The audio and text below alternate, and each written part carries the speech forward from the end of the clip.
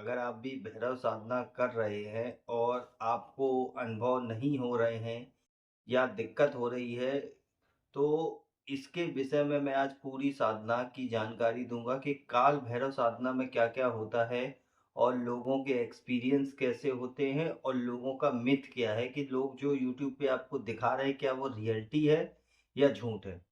तो वीडियो को ज़्यादा देरी ना करते हुए आज का ये टॉपिक शुरू करते हैं।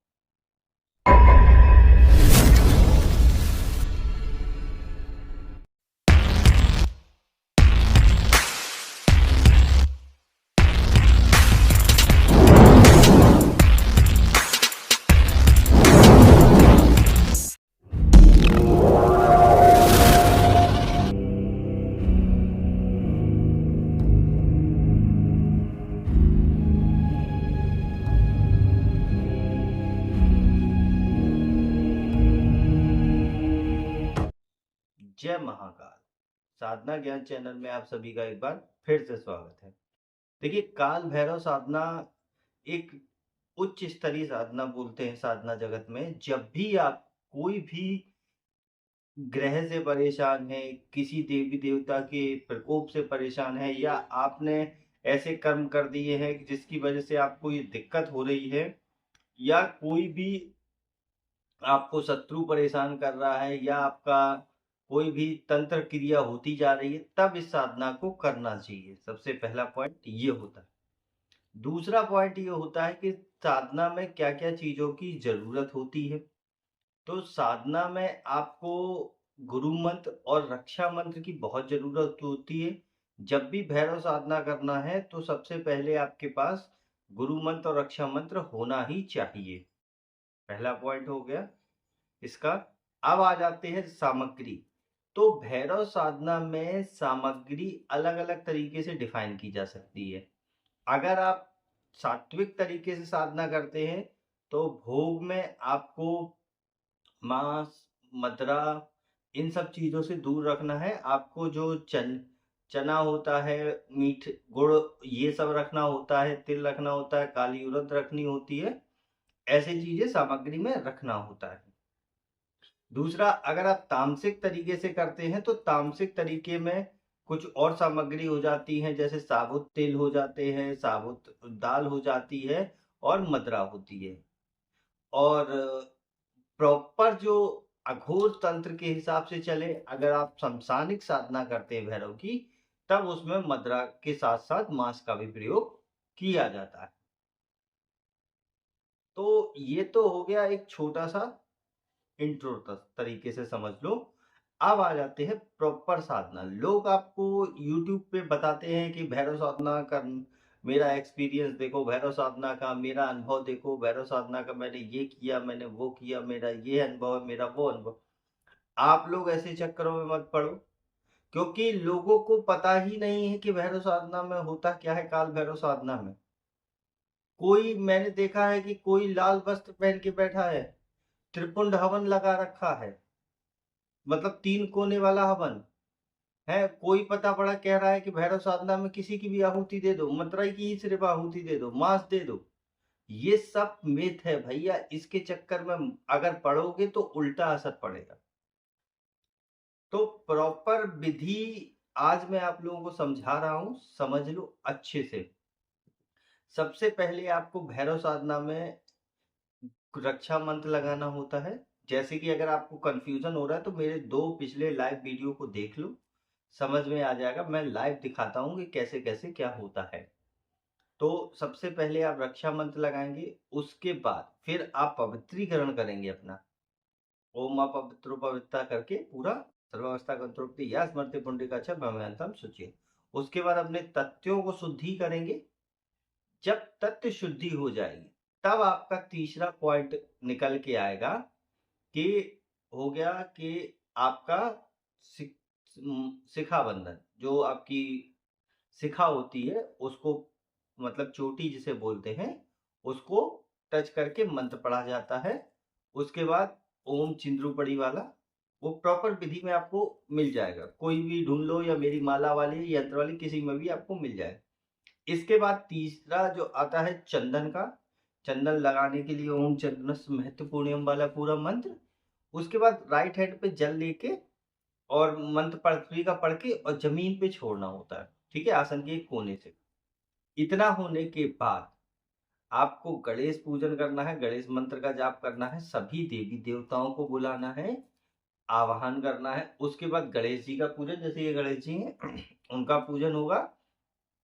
देन आपके पास अगर गुरु द्वारा कोई भी यंत्र है तो, नहीं तो शिव को गुरु वाला मंत्र पढ़ के, गुरु मंत्र पढ़ के आवाहन करना है और पूजन करना है, ठीक है। पूजन में आपको क्या, स्नान कराना है, वस्त्र पहनाने, वस्त्र की जगह वो कलावा मौली जो होती है उसे तोड़ के रखना होता है वो। उसके बाद तिलक लगाना होता है, चंदन का तिलक लगता है तो जो पीला वाला। उसके बाद चावल और धूप दीप दिखाना होता है। भोग चढ़ाना हो तो भोग भी चढ़ा सकते हो।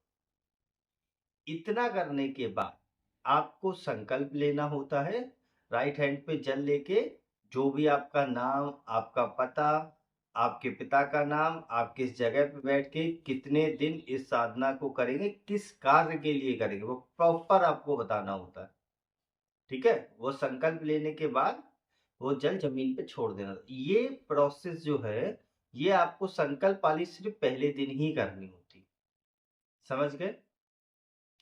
देन आपका क्या होता है कि भैरव साधना में जो आप जब साधना करते हैं तो उसमें कॉज आते हैं कि भैरव का पहले ध्यान किया जाता है। काल भैरव हो तो काल भैरव का ध्यान करते हैं हम लोग आंख बंद करके ऐसे।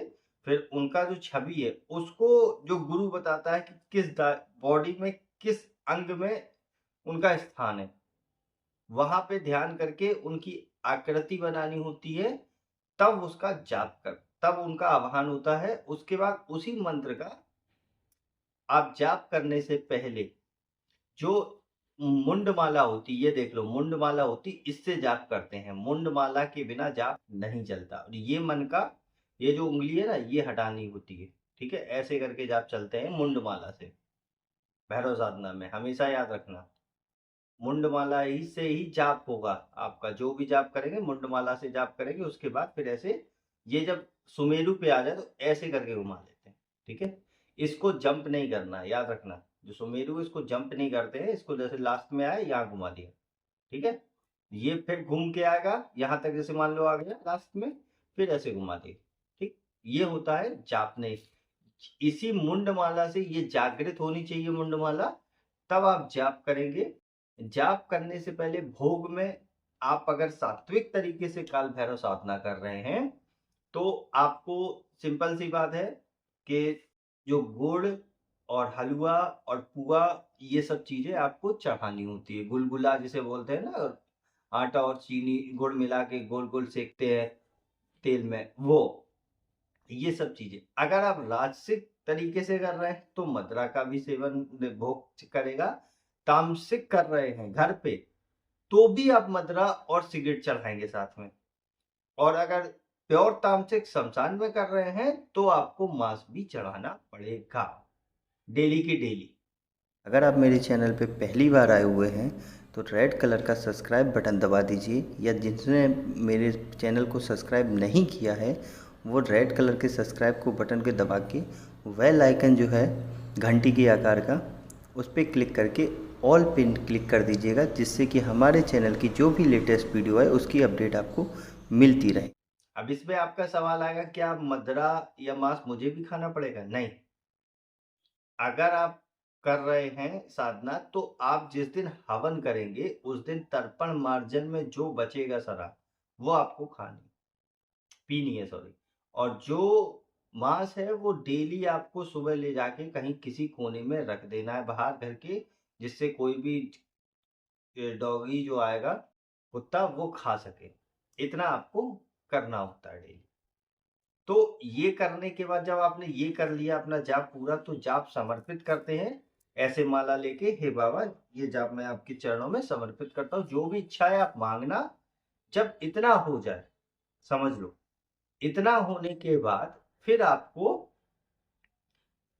जाप समर्पित करने के बाद उनका ध्यान करना है। या ध्यान नहीं कर सकते तो सबसे पहले आप उनका जो, जैसे कि भैरव अष्टकम होता है उसका जाप करो, वो नहीं कर सकते तो कान में ईयरफोन लगा के सुनो काल भैरव अष्टकम। देवराज सेव्यमान पावनादि पंकजम, ये वाला पूरा। ठीक है, सुनो और धीरे धीरे बोलने की कोशिश करो, याद हो जाएगा। जब ये हो गया, देन आपको उनका ध्यान करना है, जो भी इच्छाएं हैं, जो भी दिक्कत आ रही, सब उनको बता दे। ये सब बताने के बाद आपको कान पकड़ के बैठना है और क्षमा याचना मांगनी है, जो भी गलती हुई है आज के जाप में, ये वो। फिर उनसे उठने की परमिशन लेनी है, तभी आसन के नीचे जल छोड़ के हरिओम तत्सत बोल के उठ जाना। इतना होता है एक सिंपल काल भैरव साधना में।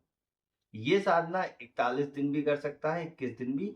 और अगर कोई भी चाहता है कि मेरे को सिद्धि मिले, सिद्धि जल्दी पाना है, तो उसका उपाय यही है कि जो भी आप वस्त्र पहन रहे हैं, जो भी कमरे में पूजा कर रहे हैं, वहाँ स्त्रियों का प्रवेश वर्जित है। आपके जो कपड़े हैं वो भी कोई स्त्री टच ना करे, मोस्टली प्राइवेटली यही ध्यान रखना है।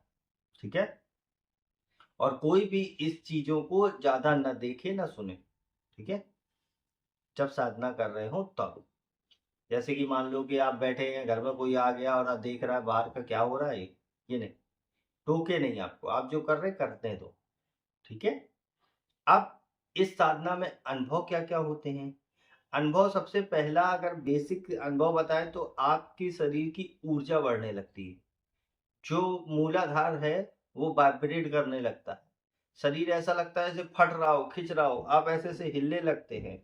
ऐसे ऐसे हिलेंगे साधना में, आपके अंदर से उबासी आएगी एकदम हो करके, कि मतलब ऊर्जा बढ़ती रहती है। और वो ऊर्जा जैसे ही बढ़ती रहे, जैसे ही आप हल्का सा भी कंट्रोल ना कर पाओ, तो सीधा सीधा उनका नाम लो, जैसे कि जय बाबा की, बाबा कृपा करो, ऐसे करके बोलना है ना, ऊर्जा और बढ़ती जाएगी। तो वो ऊर्जा को शांत करेंगे, फिर बढ़ाएंगे, फिर शांत करेंगे, ऐसे करके होंगे। उसके बाद अनुभव क्या होंगे, ये अनुभव होता है बेसिक, अगर आप सही कर रहे हैं। रात में जब भी आप लेटेंगे तो फिर आपको स्वप्न में ऐसी ऐसी चीजें दिखाई देंगी जो आपने कभी नहीं देखी होंगी। कोई आपने किसी के ऊपर कुछ किया है, किसी ने आपके ऊपर, तो वो सब चीजें आपको दिखाई देंगी कि फलाना आदमी यहाँ गया था, उसने ऐसा ऐसा मेरे साथ करवाया, ये व्यक्ति था, ये सब कुछ बताएंगे वो। और उसको बताएंगे कैसे आप जब हवन करेंगे तो अपने आप हट जाता है। तंत्र काट जो होता है वो इसी तरीके से होता है। तंत्र काट हटाने के लिए सामने वाले व्यक्ति का नाम, माता का नाम या पिता का नाम और एड्रेस चाहिए होता है। तो जब आप ये साधना करेंगे तो ऑटोमेटिकली आपके घर का तंत्र काट तो हो ही जाएगा।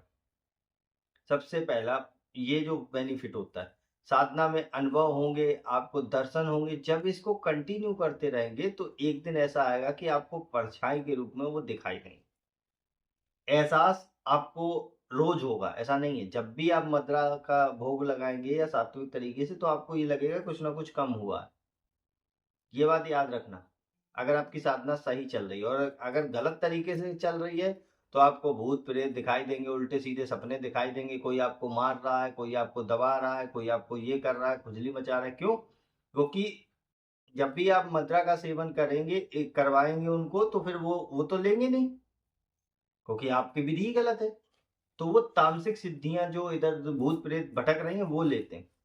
इसलिए इन सब अपनी ऊर्जाओं को बचाने के लिए अपने दिमाग में नकारात्मक शक्ति ना आए, जो आपकी ये सब चीजों को बर्बाद ना करे, आपके घर में कलेश ना मचाए, लड़ाई दंगा ना करवाए, आपकी पति पत्नी के बीच में उलझन ना करवाए, सास ससुर की ना करवाए, या बहू और सास की ना करवाए। इस सब छुटकारा पाने के लिए काल भैरव साधना करनी चाहिए। दूसरा होता है कि अगर आपका कोई भी बिजनेस है वो नहीं चल रहा है, कहीं कोई दिक्कत आ रही है आपको जॉब पर रिलेटेड, तो भी इस साधना को करना चाहिए। तो काल भैरव साधना में अनुभव का मैंने बता दिया। और भी अनुभव होते हैं जो कुछ गुप्त हैं, जो आपको जब साधना करेंगे तो खुद ही पता चल जाएगा। तो 2 दिन से लाइव आ रहा हूँ, शाम को भी कोशिश करूंगा लाइव आने की, अगर हो सकेगा, क्योंकि आज अनुमति तो नहीं दी है उन्होंने, तो कोशिश बेकार रहेगी। इसीलिए मैं वीडियो बना के बता रहा हूँ। जो साधना मेरी चल रही है उसके विषय में अभी कुछ नहीं बताऊंगा। हाँ, यही बता सकता हूँ भैरव साधना है, लेकिन लास्ट दिन जब पूरी हो जाएगी तब मैं आपको बताऊंगा कि किस किस तरीके से मैंने कौन सी साधना करी थी इसमें। तो यही पूरा काल भैरव का प्रोसेस था। अगर आपको इसमें मंत्र जैसे चाहिए तो मंत्र के लिए आप अपने गुरु से संपर्क करिए, क्योंकि प्रॉपर गाइडेंस गुरु ही देगा। और अगर आपको मंत्र फिर भी करना है तो आप यूट्यूब पे देख सकते हैं, किसी भी जैसे ओम काल भैरवाय नमः, ओम भम भैरवाय नमः, ऐसे करके कोई भी मंत्र आप कर सकते हैं। हालांकि मैं रिकमेंड नहीं करता हूँ बिना गुरु मंत्र, बिना रक्षा मंत्र की, क्योंकि इसमें खतरा ज्यादा है। नकारात्मक शक्तियां हावी होंगी, घर में लड़ाई होगा, आपकी बुद्धि बांध दी जाएगी और बहुत सी उलझने आएंगी, पैसे के लिए तंगी हो जाएगी, सब कुछ। ये एक ऐसी साधना है जिसको करने के बाद आपको किसी भी साधना की बार बार जरूरत नहीं पड़ेगी। तो इस वीडियो में यही है। नेक्स्ट वीडियो आपको किस पे जानना है, क्रोध भैरव, रुंड भैरव या जो भी, तो आप मेरे को बता दीजिए। तब तक के लिए जय महाकाल, जय माँ भवानी। अगर आपको हमारी दी गई जानकारी पसंद आई हो या वीडियो आपको अच्छी लगी हो तो लाइक के बटन पे क्लिक करिएगा, और अगर आपकी कोई राय है तो कमेंट बॉक्स में बताइएगा। अगर आपको वीडियो किसी और को शेयर करनी हो तो शेयर बटन पे क्लिक करके किसी भी फंक्शन से आप दूसरे को भेज सकते हैं। अगर आपको हमसे किसी भी तरह की और जानकारी चाहिए तो डिस्क्रिप्शन में जो हमारा नंबर पड़ा है व्हाट्सएप पे, वहाँ पे मैसेज करेंगे तो वहाँ पे आपको टेलीग्राम ग्रुप के लिंक आ जाएंगे जो डिस्क्रिप्शन में पड़े हैं, अगर वो आपसे ओपन नहीं हो रहे हैं तो।